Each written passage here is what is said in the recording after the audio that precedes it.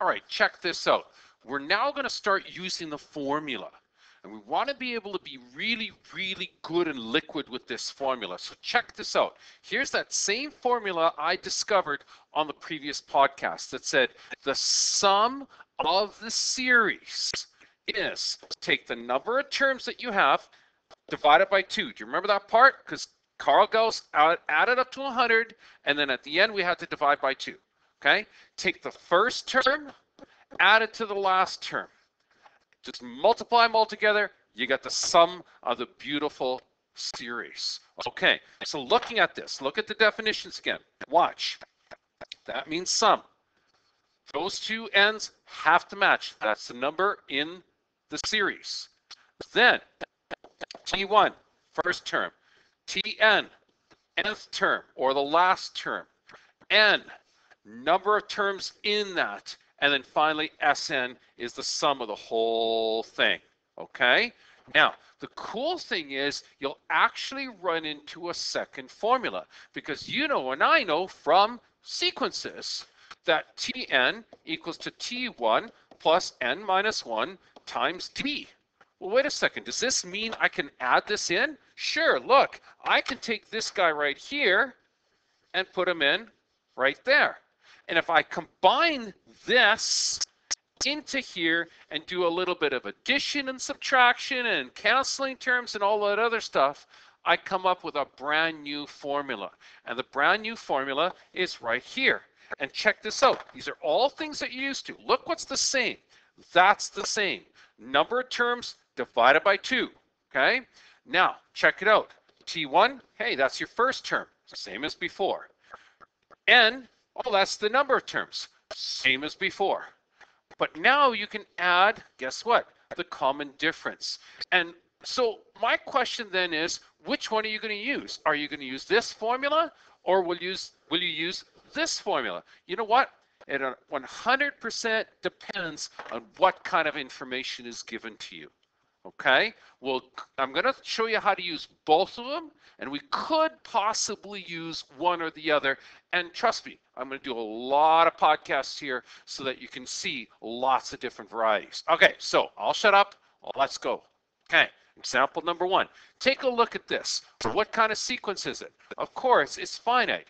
We want to make this into a series. Simple. -1, +1, +3, +5, +7, it's all good. We're done.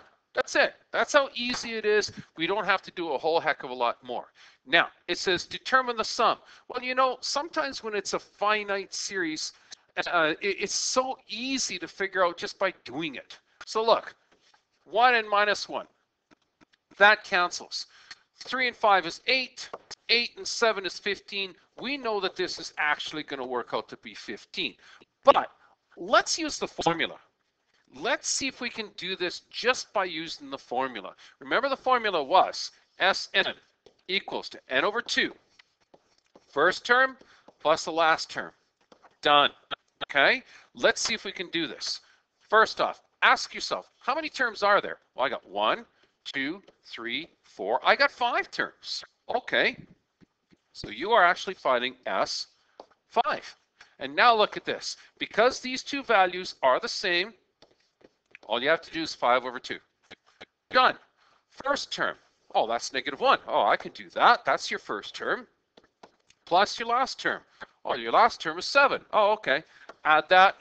There you go. So now all you have to do is a little bit of math and you can solve this. I'm going to leave the 5 over 2 out here for a second. I'll show you why in a minute. -1 and 7, that's 6. And knowing a little bit about fractions, 2 goes into 6 3 times. 5 times 3 is what's left.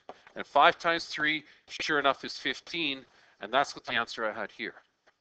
Now, what if you wanted to use the other formula? Oh, well, that's easy too.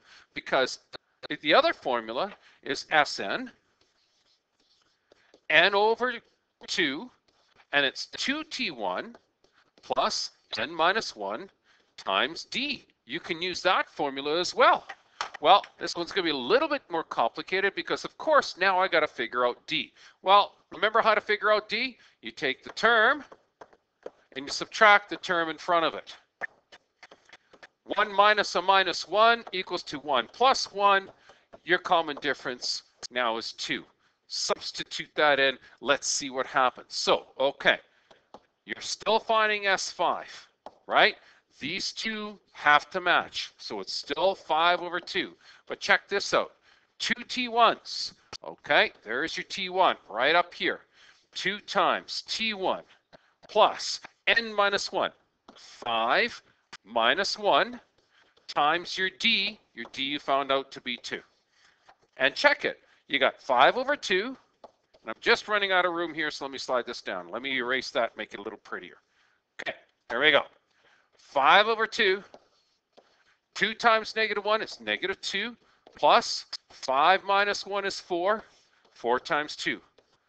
Okay, BEDMAS still tells you you got to do what's in the brackets first, so let's do it. 4 times 2, that's 8. Plus a -2 times 5 over 2. Okay, well, what's 8 plus a -2? 8 plus a -2 is, of course, 6, and we're right back where we started from again. 2 goes into 6 3 times. 5 times 3, that equals to 15, and I get the same answer. Now, I know what you're thinking. You're thinking, well, why would I waste my time doing this huge, complicated thing, this complicated formula, if it's such a beautiful and easy sequence like this, which I'll make into a series? I mean, that's just 5 things. I can add this together. Anybody can add that together with or without a calculator. That's true. But what if your sequence goes out here and they ask you to find the sum of, let's say, 25 terms? Now what are you going to do? Are you going to sit there in front of a calculator? No. You would use one of the 2 equations that we have and help solve this. That's why we study the equations and the formulas as well.